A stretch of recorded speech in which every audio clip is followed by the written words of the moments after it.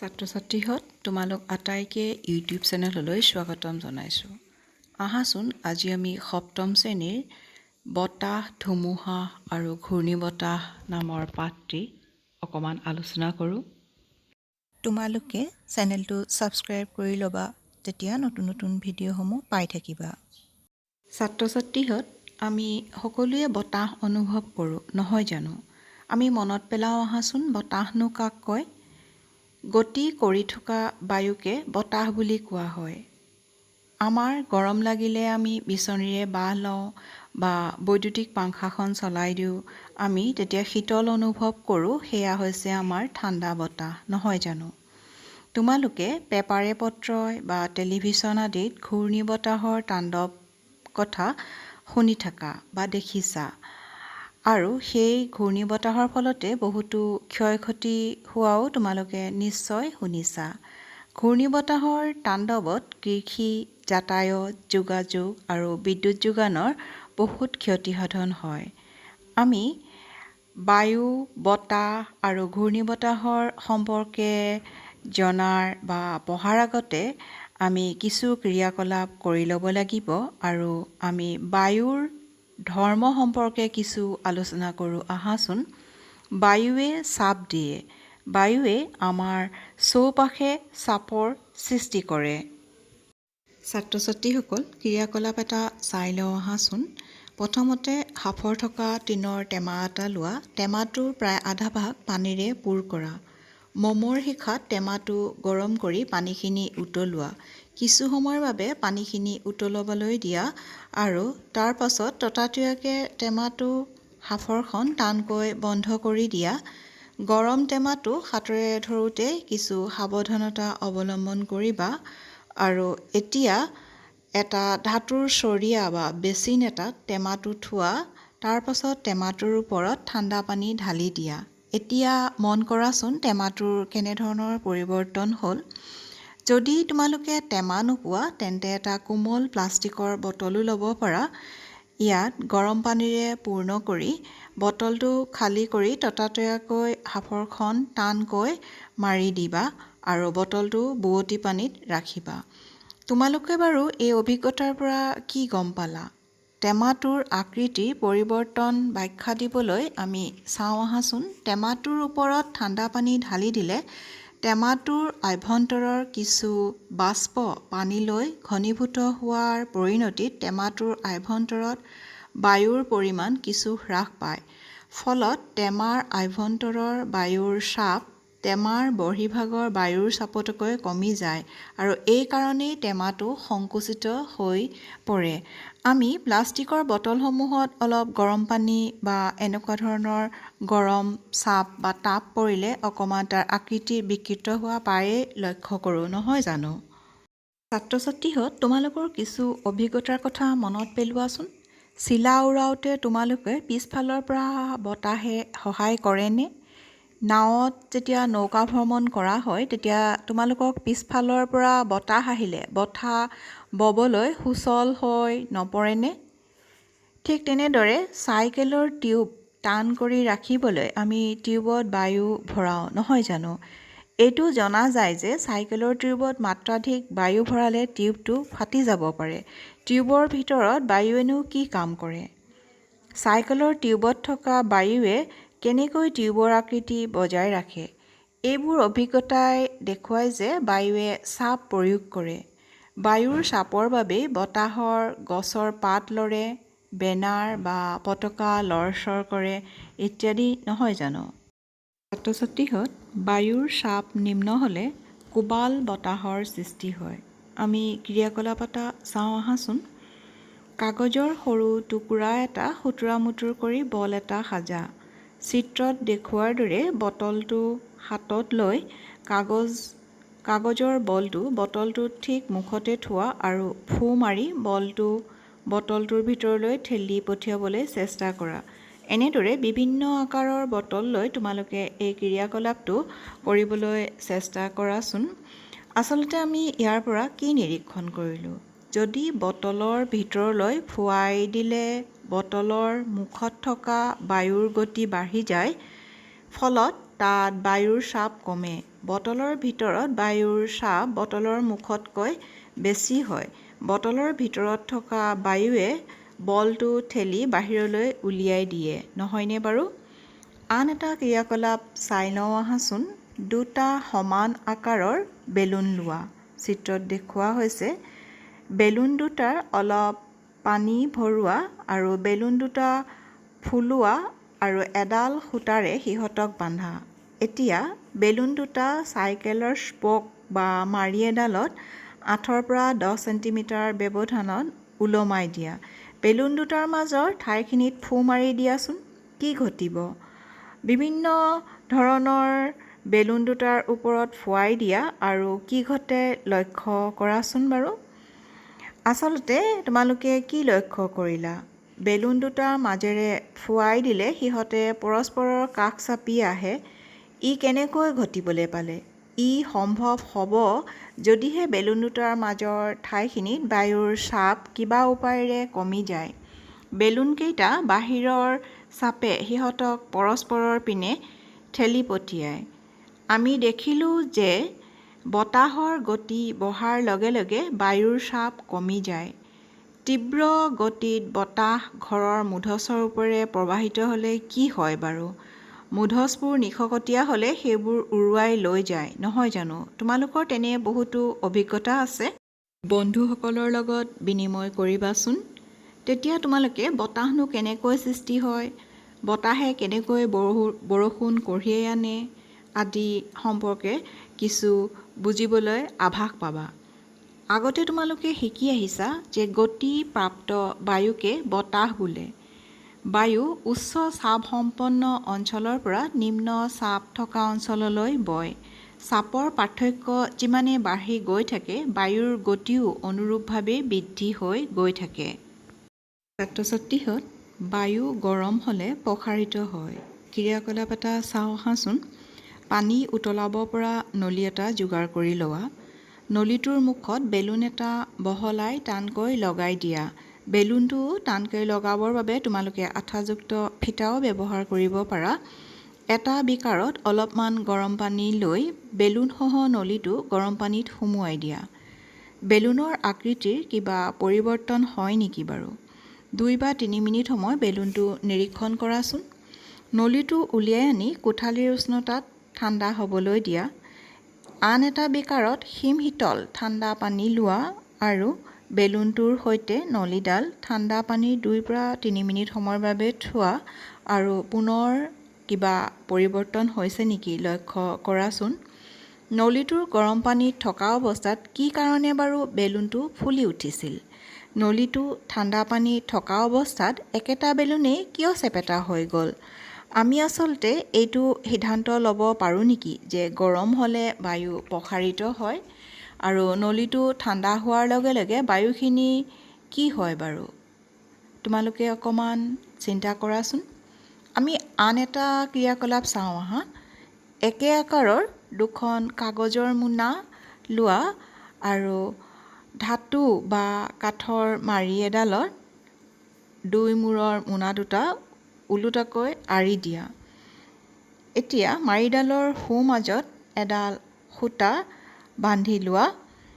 সূতাডালেৰে মাৰিডাল তোলা চালনীৰ দৰে ধৰি থাকা। চিত্ৰত দেখুওৱাৰ দৰে এডাল জ্বলন্ত মম যিকোনো এটা মোনাৰ তলত ধৰাচোন। কি ঘটে মন কৰাচোন। মোনা দুটাৰ ভাৰসাম্য কিয় ব্যাহত হ'ল? আচলতে এই ক্ৰিয়াকলাপটোৱে গৰম বায়ু ঊৰ্ধ্বগামী হোৱাটোকে সূচাইছে, নহয় জানো? গৰম বায়ু ঊৰ্ধ্বগামী হওঁতে ই মমবাতিৰ ওপৰৰ মোনাখন ওপৰলৈ ঠেলি দিয়ে আৰু ভাৰসাম্য নাইকিয়া হোৱা অৱস্থাটোৱে গৰম বায়ু চেঁচা বায়ুতকৈ পাতল বুলি প্ৰতীয়মান কৰে। ধোঁৱা সদায় ঊৰ্ধ্বগামী হয় কাৰণটো তোমালোকে বুজি পাইছানে বাৰু? এইটো মনত ৰখা দৰকাৰ যে গৰম কৰিলে বায়ু প্ৰসাৰিত হয় আৰু ই বেছি ঠাই আগুৰে। যেতিয়া একেটা বস্তুৱে বেছি ঠাই আগুৰে তেতিয়া ই পাতল হয়। সেইকাৰণেই গৰম বায়ু ঠাণ্ডা বায়ুতকৈ পাতল। অৰ্থাৎ ধোঁৱা ওপৰলৈ যোৱাৰ কাৰণ এইটোৱেই। গম পালা নিশ্চয়, নহয় জানো? প্ৰকৃতিত এনে বহুতো ঠাই আছে য'ত গৰম বায়ু ঊৰ্ধ্বগামী হোৱা দেখা যায়। তেনেবোৰ ঠাইত বায়ুৰ চাপ কমি যায়, তেতিয়া চাৰিওফালে বায়ু চেঁচা হয় আৰু খালী হোৱা অঞ্চলসমূহ ততাতৈয়াকৈ পূৰ্ণ কৰে। ছাত্ৰ ছাত্ৰীসকল, পৃথিৱীত উত্তাপৰ তাৰতম্য হোৱাৰ বাবেই বতাহৰ প্ৰৱাহ সৃষ্টি হয়। প্ৰথমে মেৰু আৰু বিষুৱ অঞ্চলৰ মাজত উত্তাপৰ যি তাৰতম্য হয় তাৰ ফলতেই প্ৰৱাহ সৃষ্টি হয়। বিষুৱৰ নিকটৱৰ্তী অঞ্চলবোৰে সূৰ্যৰ তাপ সৰ্বাধিক পৰিমাণে লাভ কৰে। এই অঞ্চলবোৰৰ বায়ু উত্তপ্ত হয়।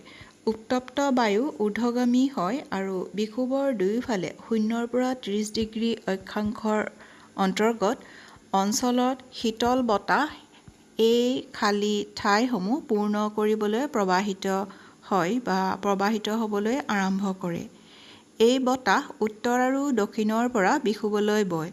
আকৌ মেৰু অঞ্চলৰ বায়ু 60 ডিগ্ৰী অক্ষাংশত অৱস্থিত অঞ্চলৰ বায়ুতকৈ শীতল।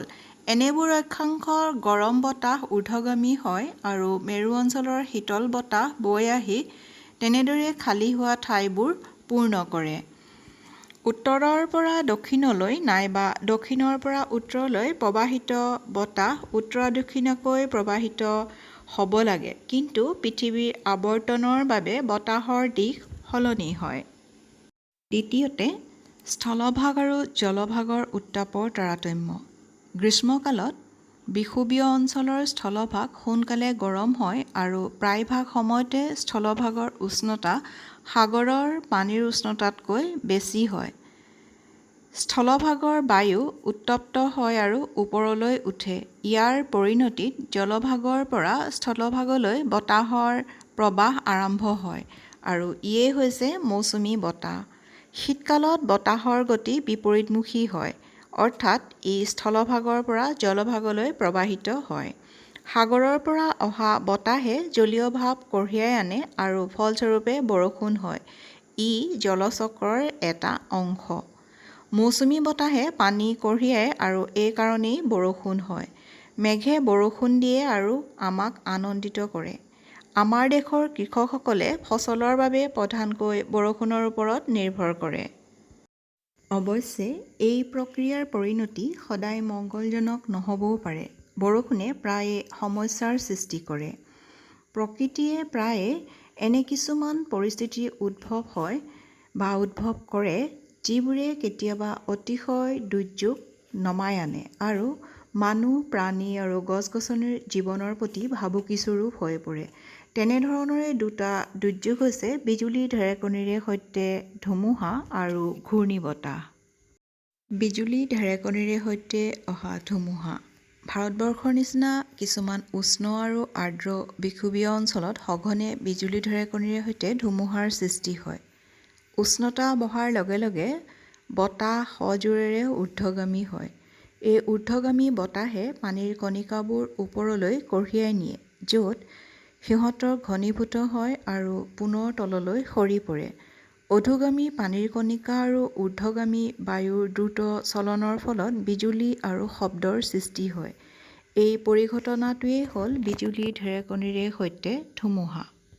বিজুলী ঢেৰেকনিৰে সৈতে অহা ধুমুহা কেনেকৈ ঘূৰ্ণীবতাহত পৰিণত হয়? মেঘ গঠনৰ আগে আগে পানীয়ে বায়ুমণ্ডলৰ পৰা তাপ গ্ৰহণ কৰি বাষ্পলৈ ৰূপান্তৰিত হয়। যেতিয়া জলীয় বাষ্পই বৰষুণৰ কণিকাৰ ৰূপত পুনৰায় জলীয় অৱস্থালৈ ৰূপান্তৰিত হয়, তেতিয়া পূৰ্বে গৃহীত তাপ বায়ুমণ্ডললৈ এৰি দিয়ে। বায়ুমণ্ডললৈ এৰি দিয়া তাপে ইয়াৰ চাৰিওফালৰ বায়ু উত্তপ্ত কৰে। উত্তপ্ত বায়ু ওপৰলৈ উঠিবলৈ ধৰে আৰু ফলত বায়ুৰ চাপ কমি যায়। ধুমুহাৰ কেন্দ্ৰলৈ অন্য ঠাইৰ পৰা বায়ু প্ৰৱাহিত হ'বলৈ আৰম্ভ কৰে। এই চক্ৰটো বাৰম্বাৰ সংঘটিত হয়। এই সমুদায় ঘটনা প্ৰবাহৰ শেষত অতি নিম্ন চাপৰ সৃষ্টি হয়, যাৰ চাৰিওফালে বায়ুৰ সোঁত তীব্ৰ গতিৰে ঘূৰ্ণায়মান অৱস্থাত থাকে। বতৰৰ এই অৱস্থাটোকে আমি ঘূৰ্ণীবতাহ বুলি কওঁ। বতাহৰ দ্ৰুতি, বতাহৰ দিশ, উষ্ণতা আৰু আৰ্দ্ৰতাই ঘূৰ্ণীবতাহৰ সৃষ্টি আৰু বিকাশত অৰিহণা যোগায়। ছাত্ৰ-ছাত্ৰীহঁত, ঘূৰ্ণীবতাহে অতি প্ৰলয়ংকাৰী ৰূপ ধাৰণ কৰিব পাৰে। ধুমুহা শতাধিক কিলোমিটাৰৰ দূৰত থাকিলেও কোবাল বতাহে উপকূললৈ পানী ঠেলি পঠিয়াব পাৰে। এইবোৰে হ'ল আসন্ন ঘূৰ্ণীবতাহৰ প্ৰথম আগজাননী। বতাহৰ দ্বাৰা সৃষ্টি হোৱা পানীৰ ঢৌ ইমানেই শক্তিশালী হয় যে কোনো মানুহেই তাৰ পৰা নিস্তাৰ নাপায়। ঘূৰ্ণীবতাহৰ পানী চকু নিম্নচাপে কেন্দ্ৰস্থ পানী ওপৰলৈ উঠায় আৰু এই ঊৰ্ধ্বগামী পানীৰ স্তৰৰ উচ্চতা ৩ পৰা ১২ মিটাৰ পৰ্যন্ত হ'ব পাৰে। ই উপকূল অভিমুখী পানীৰ প্ৰাচীৰ এখনৰ ৰূপ ধাৰণ কৰে, ফলত উপকূলীয় নিম্ন অঞ্চলবোৰত সাগৰৰ পানী সোমাই জীৱন আৰু সম্পদৰ বিস্তৰ ক্ষতিসাধন কৰে। তদুপৰি ই মাটিৰ উৰ্বৰতাও হ্ৰাস কৰে। নেৰানপৰা প্ৰবল বৰষুণে বানপানীৰ অৱস্থাৰ অধিক অৱনতি ঘটাব পাৰে। ঘূৰ্ণীবতাহৰ সহসংগী তীব্ৰবেগী বতাহে ঘৰ-দুৱাৰ, দূৰভাষ অৰ্থাৎ টেলিফোন আৰু অন্যান্য যোগাযোগ ব্যৱস্থা, গছ-গছনি আদি বিনষ্ট কৰিব পাৰে, লগতে জীৱন আৰু সম্পত্তিৰ প্ৰভুত্বৰ ক্ষতিসাধন কৰিব পাৰে। ঘূৰ্ণীবতাহক পৃথিৱীৰ বিভিন্ন ঠাইত বিভিন্ন নামেৰে জনা যায়। আমেৰিকা মহাদেশত ইয়াক হাৰিকেন বুলি কোৱা হয়। ফিলিপাইন আৰু জাপানক ইয়াক টাইফুন বুলি কোৱা হয়। টৰ্নেডো আমাৰ দেশত ইয়াৰ আগমন সঘনে নহয়। টৰ্নেডো হ'ল আকাশৰ পৰা ভূপৃষ্ঠলৈ ব্যাপ্ত চুপি আকৃতিৰ এটুকুৰা ক'লা-বৰণীয়া মেঘ। প্ৰায়ভাগ টৰ্নেডোই নিশকতীয়া, কিন্তু এটা প্ৰবল টৰ্নেডোৰ দ্ৰুতি প্ৰায় ৩০০ কিলোমিটাৰ প্ৰতি ঘণ্টা পৰ্যন্ত হ'ব পাৰে। টৰ্নেডো ঘূৰ্ণীবতাহৰ অন্তৰ্ভাগতো গঠন হ'ব পাৰে। ভাৰতৰ সমুদায় উপকূল, বিশেষকৈ ইয়াৰ পূব উপকূলত অত্যন্ত ঘূৰ্ণীবতাহপ্ৰৱণ। ভাৰতৰ পশ্চিম উপকূলৰ অঞ্চল তীব্ৰতা আৰু সংখ্যাৰ ফালৰ পৰা সিমান ঘূৰ্ণীবতাহপ্ৰৱণ নহয়। টৰ্নেডোৰ পৰা সুৰক্ষিত অঞ্চল হ'ল ঘৰ, একেবাৰে ভিতৰৰ ফালে থকা নতুবা মাটিৰ তলত অৱস্থিত খিৰিকী নথকা কোঠালি। অন্যথাই ঘৰৰ খিৰিকীবোৰ জপাই ভঙা-চিঙা টুকুৰাবোৰ প্ৰৱেশ কৰিব নোৱাৰা ঠাই যেনে টেবুল বা কাম কৰা বেঞ্চৰ তলত আশ্ৰয় ল'ব লাগে। চিত্ৰত দেখুওৱাৰ দৰে হাতেৰে মূৰ আৰু ডিঙি বচাই আঁঠুকাঢ়ি নতশিৰ হ'ব লাগে। ছাত্ৰ-ছাত্ৰীহঁত, তোমালোকে বাৰু জানানে বতাহৰ দ্ৰুতি কিহৰ সহায়ত নিৰ্ণয় কৰা হয়? ধুমুহাৰ সৃষ্টিত বতাহৰ দ্ৰুতিয়ে এটা গুৰুত্বপূৰ্ণ ভূমিকা গ্ৰহণ কৰে। সেইকাৰণে বতাহৰ দ্ৰুতি নিৰ্ণয় কৰাটো অতি জৰুৰী। বতাহৰ দ্ৰুতি জোখা যন্ত্ৰটো হৈছে এনিম'মিটাৰ। ছাত্ৰ-ছাত্ৰীসকল, ঘূৰ্ণীবতাহ বিধ্বস্ত অঞ্চলত থাকিলে কেনেধৰণৰ সতৰ্কতা ব্যৱস্থা অৱলম্বন কৰিব লাগে চাওঁ আহাচোন। দূৰদৰ্শন, ৰেডিঅ' বা বাতৰি কাকতৰ জৰিয়তে সম্প্ৰচাৰিত সতৰ্কবাণীক অৱজ্ঞা কৰা অনুচিত। মৎস্যজীৱী, জাহাজ আৰু লগতে সাধাৰণ ৰাইজৰ মাজত সতৰ্কবাণীৰ জৰুৰী আৰু খৰতকীয়া সম্প্ৰচাৰ কৰিব লাগে। ঘূৰ্ণীবতাহ প্ৰৱণ অঞ্চলত আশ্ৰয়স্থলী নিৰ্মাণ আৰু মানুহক নিৰাপদ ঠাইলৈ ক্ষীপ্ৰ স্থানান্তৰ কৰা প্ৰশাসনিক ব্যৱস্থা অতি গুৰুতৰ। পানী আবদ্ধ হৈ থাকিলে তাৰ ওপৰেদি যান-বাহন চলোৱা অনুচিত, কিয়নো বানপানীয়ে বাট-পথৰ ক্ষতি কৰি যাব পাৰে আৰু আৰক্ষী, অগ্নিনিৰ্বাপক বাহিনী, চিকিৎসা কেন্দ্ৰ আদিৰ দৰে জৰুৰী সেৱাসমূহৰ ফোন নম্বৰ মজুত ৰাখিব লাগে। দূষিত হোৱাৰ সম্ভাৱনা থকা পানী খাব নালাগে। তিতি থকা চুইচ আৰু মাটিত পৰি থকা বিদ্যুৎ পৰিবাহী তাঁৰ স্পৰ্শ কৰিব নালাগে। বিনা কাৰণত বাহিৰলৈ ওলাই যাব নালাগে। আজিকালি আধুনিক প্ৰযুক্তিবিদ্যাই বহুত সহায় কৰিছে। কৃত্ৰিম উপগ্ৰহ আৰু ৰাডাৰৰ জৰিয়তে আসন্ন কোনো ঘূৰ্ণীবতাহৰ আগমনৰ ৪৮ ঘণ্টাৰ পূৰ্বেই ঘূৰ্ণীবতাহৰ সজাগতা জাৰি কৰি দিয়া হয়। ঘূৰ্ণীবতাহৰ সতৰ্কতা জাননী ২৪ ঘণ্টাৰ পূৰ্বে জাৰি কৰা হয়। ঘূৰ্ণীবতাহ উপকূলৰ কাষ চাপিলে বাতৰিটো প্ৰতি ঘণ্টা বা প্ৰতি আধা ঘণ্টাৰ অন্তৰে অন্তৰে পৰিৱেশন কৰা হয়। ঘূৰ্ণীবতাহে সংঘটিত কৰা ধ্বংসলীলাবোৰৰ খতিয়ান ৰাখিবলৈ অনেক জাতীয় আৰু আন্তৰ্জাতিক সংস্থাই সহযোগিতাৰে কাম কৰে। ছাত্ৰীসকল, আত্মসহায়ে হ'ল সৰ্বোত্তম পন্থা। গতিকে সম্ভাৱ্য ঘূৰ্ণীবতাহৰ পৰা ৰক্ষা পাবলৈ আগতীয়াকৈ যথাযথ পৰিকল্পনা কৰি সাজু হৈ থকা উচিত। ছাত্ৰ-ছাত্ৰীহঁত, তোমালোকে ভিডিঅ'টো ভাল পালে লাইক কৰিবা আৰু শ্বেয়াৰ কৰি দিবা। ধন্যবাদ।